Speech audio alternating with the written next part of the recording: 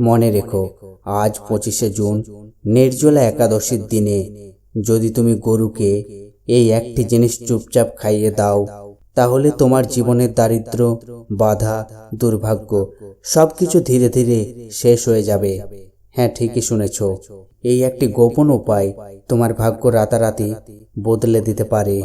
তাই ভিডিওটি একদম শেষ পর্যন্ত দেখো, না হলে পরে আফসোস করতে হবে।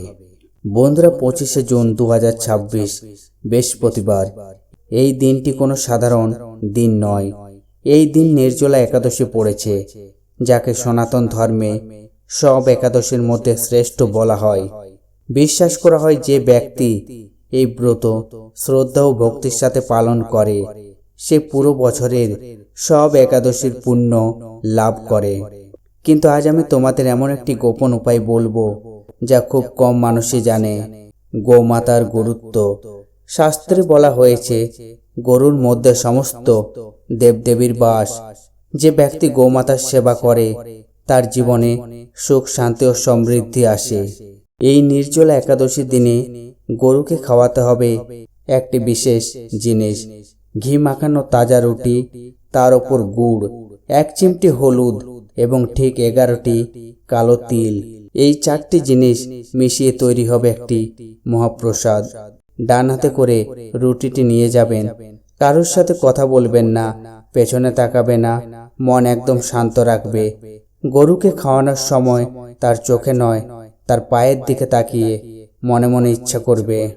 এইভাবে ভাববে, তোমার ইচ্ছা ইতিমধ্যে পূর্ণ হয়েছে।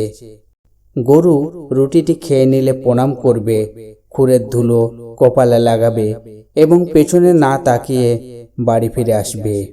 এই উপায় যদি বিশ্বাসের সাথে করো, অর্থকষ্ট দূর হবে, কাজ সফল হবে, রোগ কমবে, ভাগ্য খুলতে শুরু করবে। বন্ধুরা, মনে রাখবে, বিশ্বাসই সবচেয়ে বড় শক্তি। সন্দেহ করলে কোনো ফলই পাওয়া যাবে না। একবার পুরো বিশ্বাস নিয়ে এই উপায়টা করে দেখো, তুমি নিজেই জীবনে পরিবর্তন অনুভব করবে। যদি ভিডিওটি ভালো লাগে, লাইক করো, কমেন্টে ভক্তি ভরে লিখো জয় গোমাতা, আর চ্যানেলটি সাবস্ক্রাইব করতে ভুলো না। ভগবান বিষ্ণু ও মা লক্ষ্মী তোমার জীবনে সুখ সমৃদ্ধি দান করুন।